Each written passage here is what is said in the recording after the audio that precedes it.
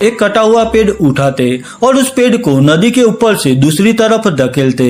यहाँ पर उन्होंने नदी के ऊपर उस पेड़ से एक रास्ता बना लिया था। भालू भी उनकी ओर आगे बढ़ रहा था।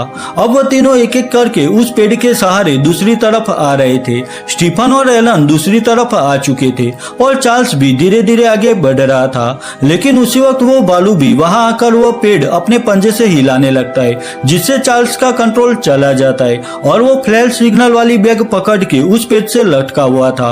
आखिर में चार्ल्स पेड़ से नीचे गिरता है, लेकिन राइट टाइम पर एलन वहां आकर चार्ल्स को बचा लेता है। भालू पेड़ के जरिए दूसरी तरफ नहीं आ सकता था, तो वो वहां से चला जाता है। चार्ल्स, एलन और स्टीफन भी अभी के लिए सेफ थे।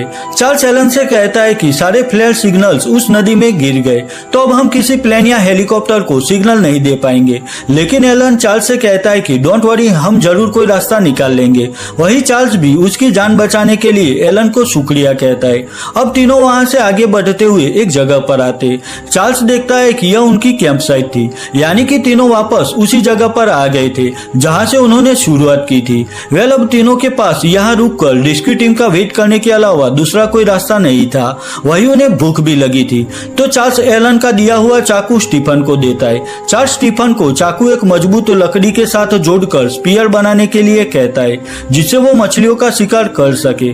अब चार्ल्स और एलन यही सोच रहे थे कि यहाँ से वो कैसे निकल पाएंगे। उसी वक्त उन्हें स्टीफन की चीख सुनाई देती है। चार्ल्स और एलन स्टीफन के पास आकर देखते हैं तो स्पीयर बनाते हुए चाकू से स्टीफन के पैर में गहरी चोट लगी थी।